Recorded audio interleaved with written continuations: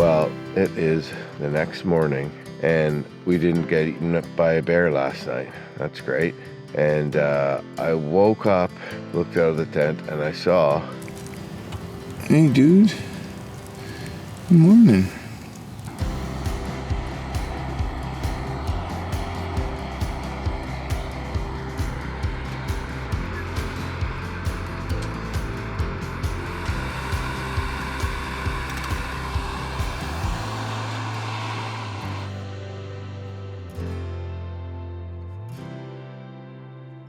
Well, it is the morning of day 16.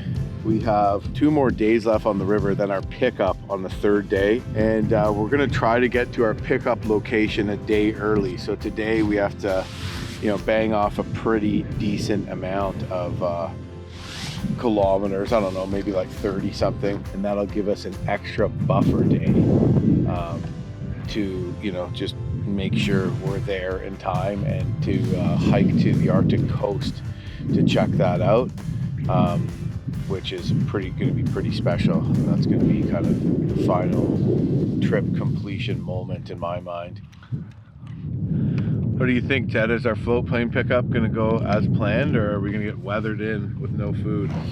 I think it's going to go as planned. A little bit sketchy though, but yeah, the weather report Jim on the Garmin InReach Jim has shows the nice weather appears to be ending tomorrow, and we might have some nasty weather for the next few days after today. So yeah, that might mean our plane can't get us. So, but it says 60% chance of rain. It doesn't say the wind. Rain isn't the end of the world, but typically around here, if it's rainy, it's windy,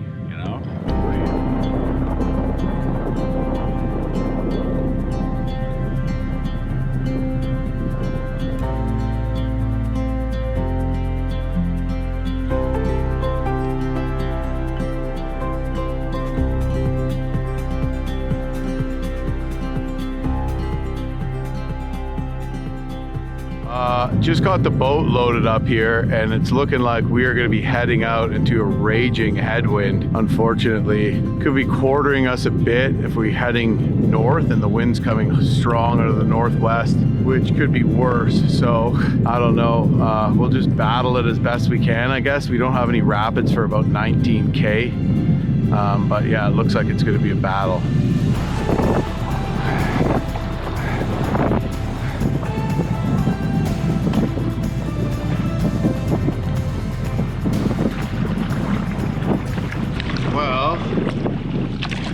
The wind's not easy. I was battling out in the middle of the river where there's whitecaps at first, but now I'm just hugging the shore, and stretches of shoreline are like partially sheltered by steep cut banks or bluffs along the river, and it looks like I'm still feeling some wind, but it looks like I'm actually going pretty fast here, so maybe we'll make it despite the blasting wind today.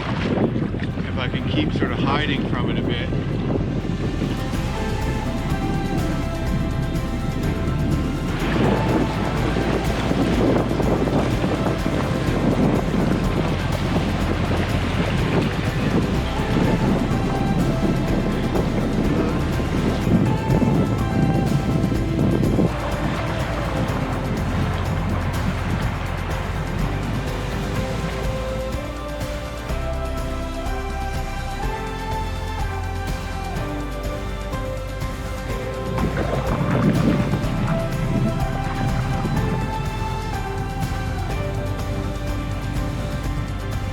Well, the general direction the river's flowing right now is north to the Arctic coast, but of course there's wide bends going back and forth.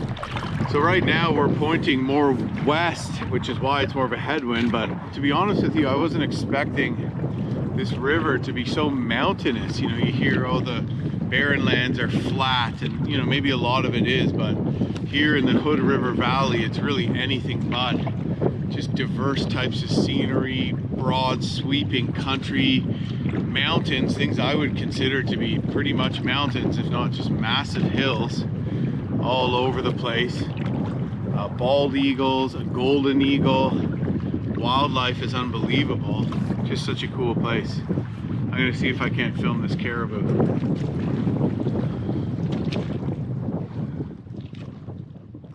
Well, it looks like the wind has died down a bit. At least I'm kind of blocked right now, and we've banged off about a solid 15K, which, you know, we would have been there by now should we have been paddling that hard without the wind. But overall, can't complain about the winds and weather on this trip so far anyways. We just saw a caribou way up on the ridge there, which was super cool, and got a look at another one that swam across the river from a distance away. So still seeing the wildlife, but haven't really taken much time to fish. We were hoping to connect with some Arctic char here. They run typically in the fall, is when all salmonids run, but there should still be some in here. The bottom's been sandy and whatnot, and with the blasting wind, we never really tried. So we have one more obstruction before we get to our camp for tonight, which is our float plane pickup location, and that's a rapid. So maybe at the base of that rapid will be a good spot to take a few casts. We'll see.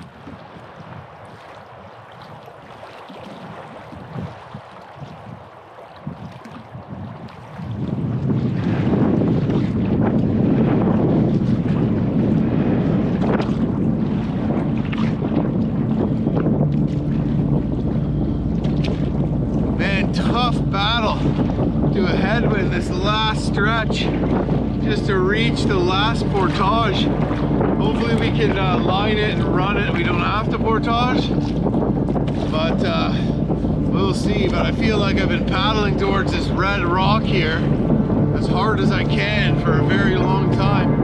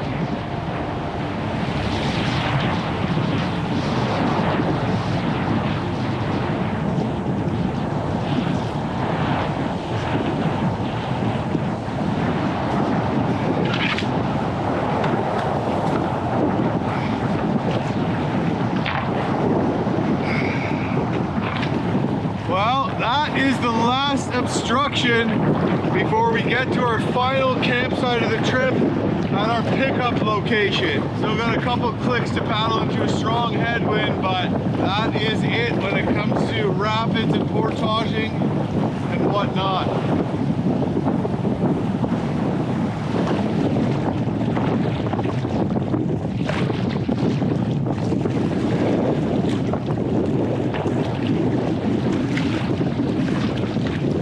Okay, so I just paddled over to the other side of the falls here. Some tricky currents and wind and waves. I hope it's worth it because I wouldn't mind catching dinner. And it's a much better spot here than on the other side, so we'll see what we can do.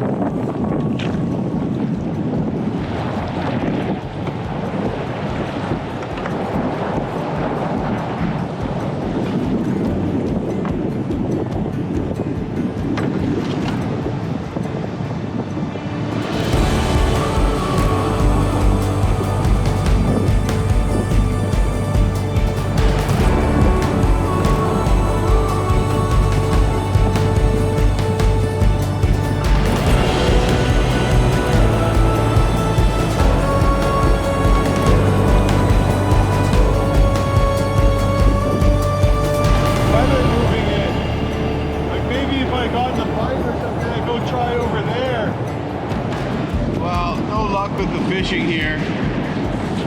Looks like some clouds are rolling in and the wind is still super strong. So we're just gonna battle it out and try to get to our camp. We We have about 2 or 3K to go, which in these winds, who knows how long that'll take. At this point, I feel like we might even be lucky just to make it to our end point today. But yeah, some ominous clouds moving in.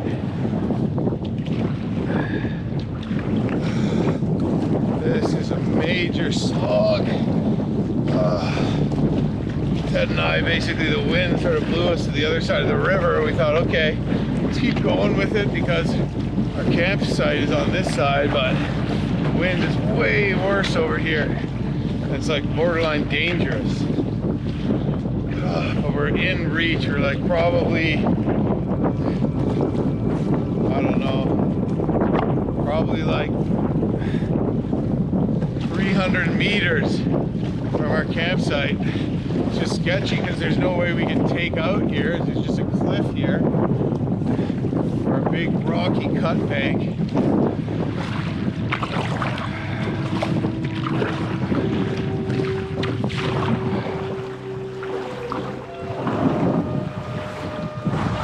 Okay. Around the corner though. Around the corner, I think, is where it's marked.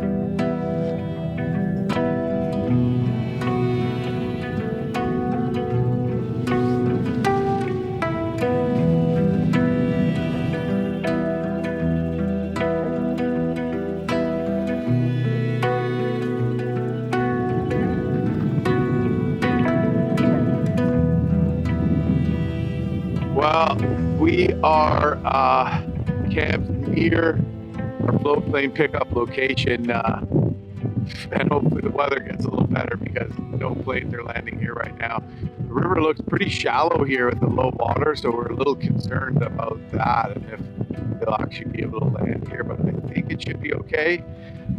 So we're at our spot a day early, so tomorrow we're going to walk to the Arctic coast, which is just out of sight around the next bend downriver. There's been a cold wind all day, but it got really cold and particularly bad right before we started lining that rapid, and it's just kept up like this. So we got like jackets, sweaters on and all that kind of stuff, and it's just screaming through camp, making it not particularly fun, but that's okay. I'm gonna get some water on to boil and get something warm to drink and some of my dehydrated food made. I think I'm gonna go for dehydrated Thanksgiving dinner again. It's my favorite, you know, and it's just like it's easy and it doesn't need to rehydrate for very long, so that's why I like it.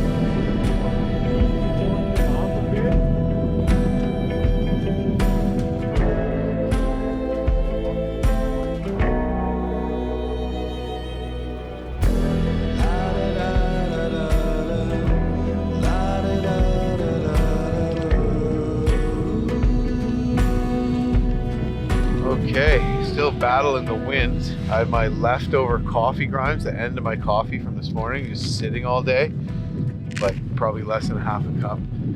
So I added boiling water to that, added to the thermos, which we've yet to use on this trip. It was a hefty purchase at northern prices in Canadian Tire and Yellowknife, so I'm happy to be using it. But yeah, I'm gonna drink that to warm up. But first, I got my Thanksgiving dinner going here.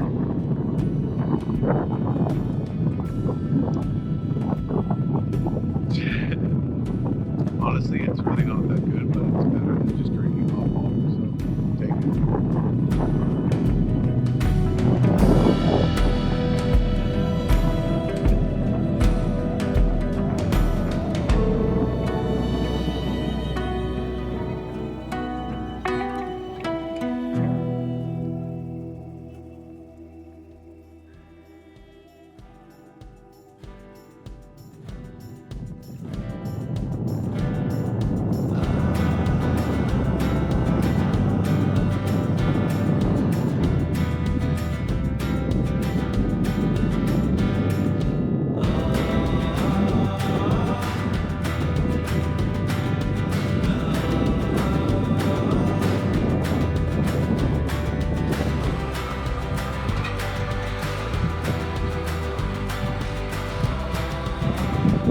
Well, it is day 18, probably already about noon. Ted and I slept in because we needed to. Our float plane pick up tomorrow, and we couldn't paddle right to the Arctic coast because there's nowhere really for a plane to pick you up there. Plus, it's not sheltered, and you could be waiting for a pickup for days. And even here, we don't know if we might get weathered in. It looks like a stretch of low pressure is coming. And, there's a low ceiling today, and it's really windy. But we're gonna walk to the Arctic coast anyways and sort of complete our mission down the Hood River to the sea, which should be pretty awesome. And just look at the Arctic Ocean. It's only 1 degree out today.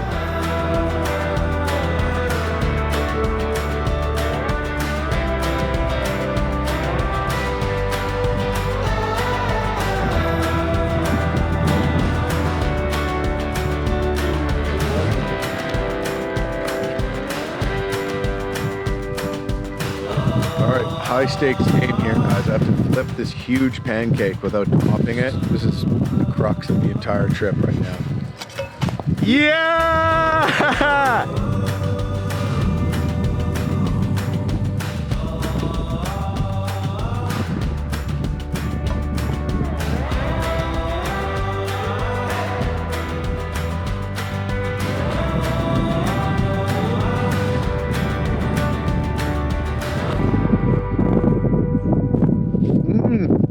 It's hot. Yes, the thermos is working. I think it was like $70. Well, just battled some winds to cross the river because the hike to the Arctic coast is shorter from this side of the river than from the side we're camped on. So we just kind of beast paddle across in the wind. Harder to control a canoe in the wind without a load in it. Anyways, yeah, we're just gonna basically climb up a bit of a canyon in these bluffs here, up onto a plateau, and follow a ridge to the coast, which isn't terribly far away. So pretty special. Looking forward to seeing it. And I feel like once we see the salt water, touch the salt water, then our mission, the trip is truly over. I got a message from our float plane pilot on my Garmin inReach just saying that all is still on track for our pickup tomorrow, which is great. And the weather has improved here substantially. So tomorrow we might get a bit of rain, but if the pressure is in general a little higher and we're not such a low ceiling and gusting winds, they should be able to fly. We might not have to wait it out, but things could change for sure. One thing about this hike too is that the odds on us seeing a polar bear are pretty high.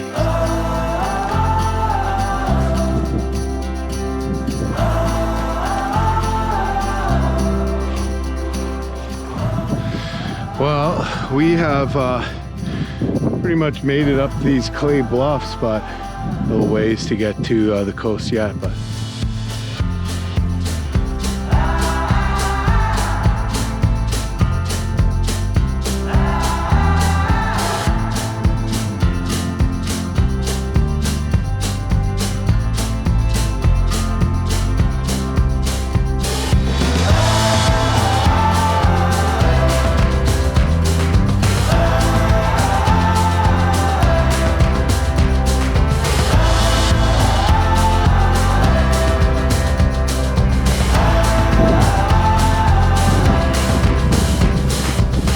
cutting them off because that way they'll grow back. That one looks pretty good too.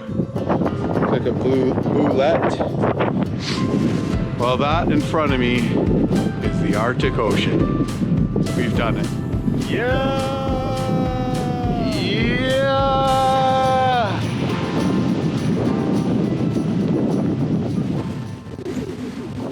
Well, our old topographic map showed there being a cabin here. So we came to check it out, and clearly there was an old cabin built with wood from shipping containers, which is often, I mean, for a long time was all the wood, milled lumber type wood that you could really get, slabs of plywood and stuff. Looks like there was a couple cabins here maybe though. Yeah. And a pretty good size one anyways. Found this old Coleman stove. Unfortunately, no real resemblance of a cabin, but old fuel drums and stuff like that, but clearly it's just fallen down. Here's one, peanut butter. Sold by the good old co-op store. When's the last time you saw peanut butter sold out of a metal container? So I don't know how old it is, but contains monoglycerides and salt, distributed by Municipal Cooperative Limited, Winnipeg, Canada. I don't know what this place was. It could be just a place where there's a couple cabins where families from the area used to spend significant portions of the year hunting in this area, and maybe the caribou migration changed and the caribou weren't here anymore, so it was abandoned. Maybe it was some sort of a trading post, or even an area where missionaries used to station themselves to, you know, connect with and try to convert local Inuit who might have been here sealing or whatnot at certain times of year too. That's a possibility. But yeah, it potentially could have been a place where, you know, a company like the Hudson's Bay Company traded with Inuit who used to travel through this area, because it's only the 1950s when Inuit people in northern Canada started living in permanent communities and living a sedentary life as opposed to a migratory life. And even still, a lot of them do travel and spend a lot of time out on the land and spend time at camps similar to this, of course, in a little better repair today. So yeah, tough to say exactly what it was, but there are a lot of remnants of caribou stuff here. We got a few different kinds of berries here. These are bake apples, or cloudberries. Bake apples. Not quite ripe yet. No. And we got here, we're on these little dudes here, crowberries. Wow, those really work. And then we got your Blueberries. all the berries, kind of. That's how big the Labrador tea is here. That's like about as big as it gets. We're gonna pick some because we're out of coffee. It smells so good. That's about enough for a cup of tea right there.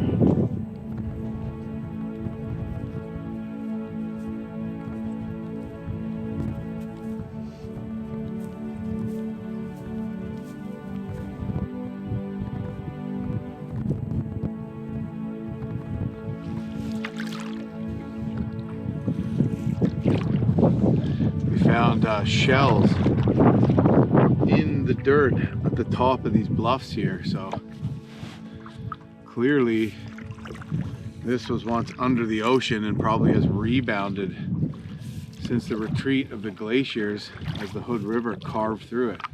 Well, it is the evening of day 18, and sadly this is going to be our last night here on the river, considering that everything goes well with our float plane charter pickup tomorrow.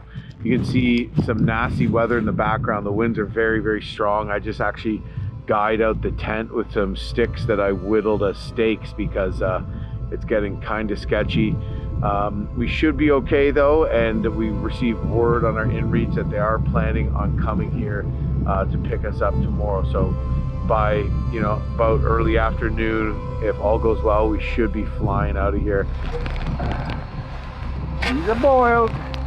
So in here I have the candied leftovers from my homemade maple syrup that I made pancakes with this morning. I don't know if you can see that. It's all in there. So I'm going to pour some hot water in there, and we're going to have sweet hot water, maple water. Ted is giving me one of these. He's going to give me pork pad thai. Look it, there's me and Ted doing a bunch of outdoorsy stuff up there. See? Tell me in the comments if you think hiking poles are nerdy. I think hiking poles are, they might look a little nerdy and robotic, but I think they're just like mandatory. It's like having four-wheel drive. One.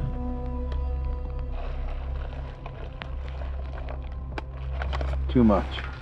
Ted's having a Mexican grilled chicken bowl. That's interesting because I don't feel a fucking bowl in here. This is my maple water. Hot. Very, very, very slight hint of maple flavor. I probably added too much water, but I'm gonna add the Labrador tea that I picked on our hike to it. Right here. Make sure not to add that old Band-Aid and this hunk of boot rubber. Toss that Labrador tea right in there.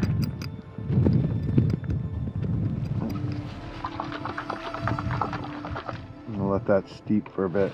Anyways, Ted's just gonna take apart his folding canoe, and I'm gonna pull off my spray deck, get this canoe ready to be strapped to the float plane, and then we're gonna essentially portage our stuff up the sandbar that way about 200-300 meters to meet the float plane tomorrow. I'm guessing if all goes well that they'll be here around noon, so fingers crossed the weather doesn't get too bad.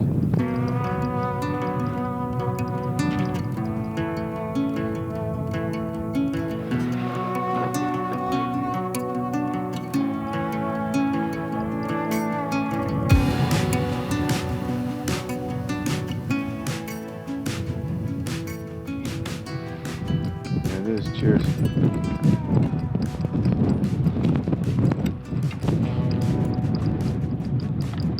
Looks like I could have used a little more water in it. Yeah, that's what I'm saying. Look. Now, this is the difference between this. My food is this is freeze dried. Oh, it's spicy. This is freeze dried and mine's just dehydrated. Anyways, hoping this weather clears up. Doesn't look too good, and we'll be on our float plane out of here for what will probably be a 4 or 5 hour flight back to civilization tomorrow. I'm gonna tuck into bed and yeah, have a good night's sleep, see what tomorrow holds.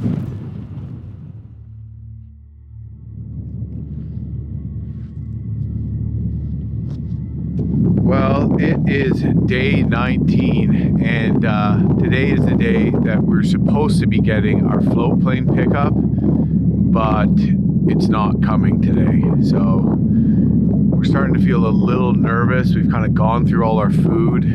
We went light on food because of our weight restrictions. Looks like we're gonna have enough between the two of us if we ration it for a couple of days. But the wind here was gusting to 60 kilometers an hour this morning, and there was a pretty low ceiling, which meant that some of the hilltops might even be in the clouds, so not safe for a float plane to fly. But also further to the south, there's issues with forest fire smoke in areas around Yellowknife where a plane's coming from, and those are preventing the plane from coming regardless of the weather even here.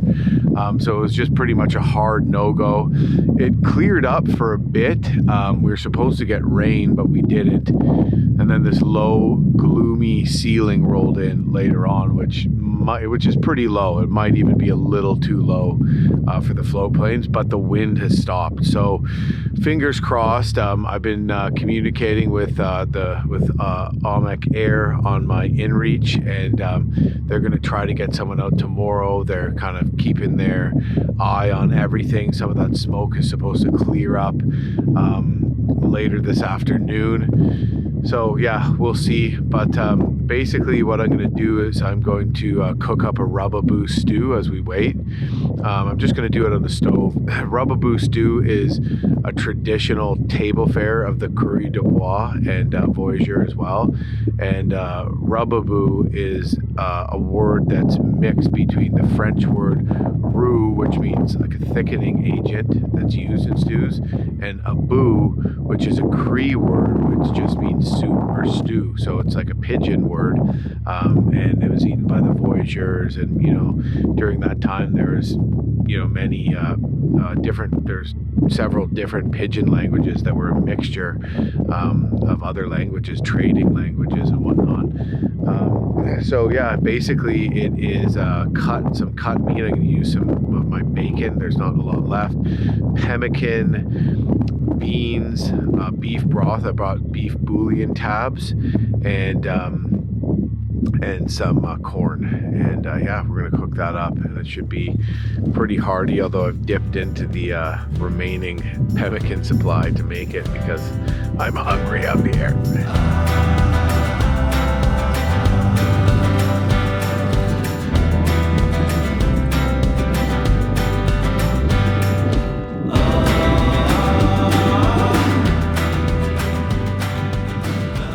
Okay, here are all those rehydrated vegetables. Look at all of them. That's awesome. You know, rubberoo stews aren't necessarily a thing of precise, exactly the same every time. A lot of the time they might have whatever you can find out there on the land, whatever you might have with you, but basically your mainstay is the pemmican. But wild mushrooms, if you have them, you know, split peas, just whatever vegetables you might or might not have, any beans, lima beans, stuff like that. So it's not always the same every time, but essentially it's a pemmican based stew. Probably should have a little more pemmican than this but this is a good sizable chunk. This is homemade pemmican.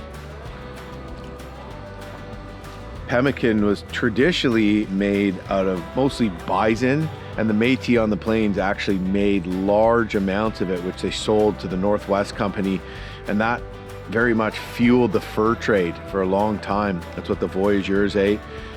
Indigenous people were the ones that had been making it for a long time, and I think traditionally maybe berries weren't included in it, so they don't really know if the addition of berries was something that happened after European contact or not. With the berries in, it won't actually last as long. The shelf life isn't as long, but it provides more vitamins.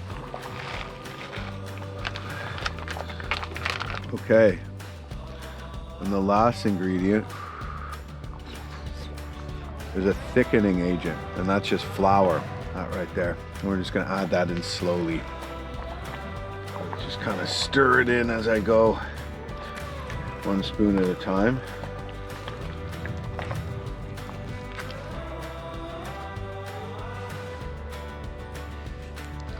That is a hearty looking stew there if I ever saw it.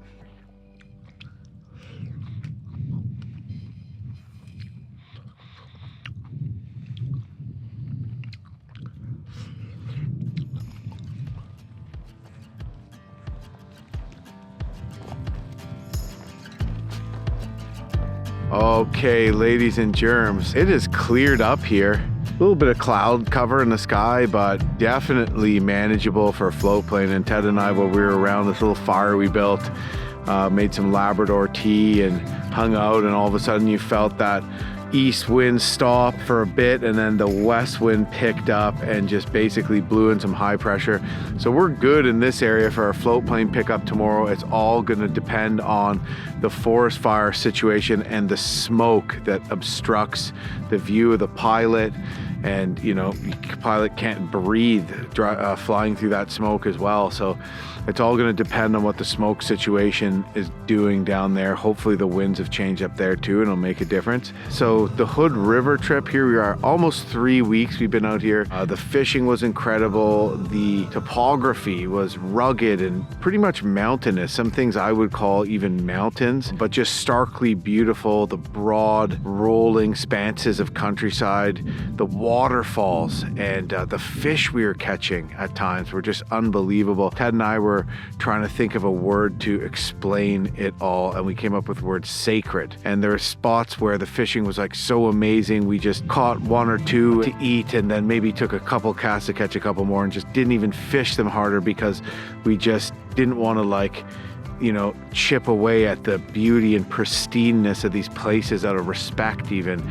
And they were just so beautiful, like Hengenmuit Falls. Wow, what a campsite that was. And the caribou, just being able to get up close and see them like that, and the experience with the wolf. And one of the funny things is that I've honestly found myself a little lost for words at times when I'm trying to give this update, trying to like share my feelings or share what happened that day. And it's almost just because this area and the land, it can't really be shared in words. Like, it's so hard to really do it justice. It's hard to even find the words to describe some of these things we've seen, some of these landscapes we've paddled through, and just some of the experiences that we've had as well have just been amazing. And even right now, we are in such a remote location. Just the fact that we flew here on a float plane 500 miles each way, you know, you could fly across enormous expanses of multiple countries, just to give you an idea of how remote we are, that the closest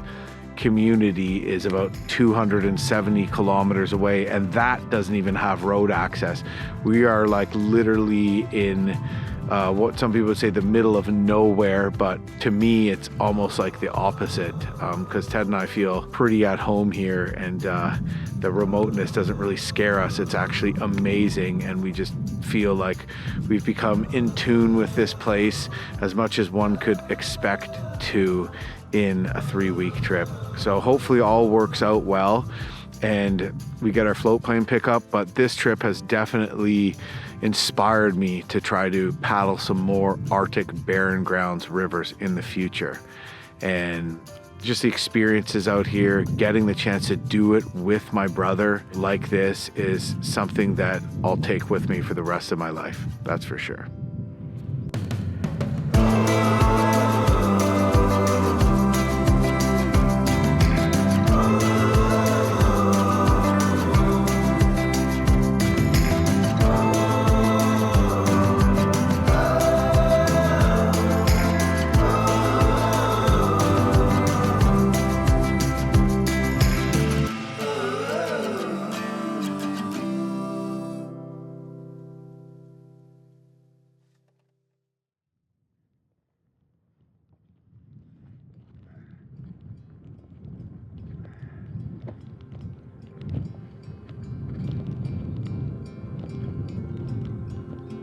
Our plane is here.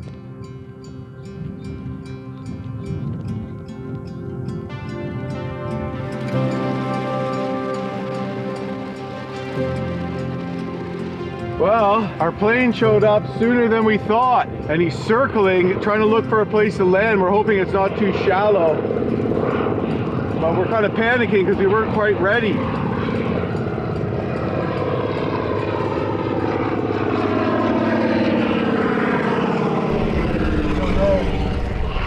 I think our float plane might have left. He landed. He must have landed over here. Oh my God, I just had a heart attack. I thought he had to turn away. There he is. Well, that was a little concerning. He couldn't find anywhere to land, and he had to land well out of our sight. And we thought maybe he left.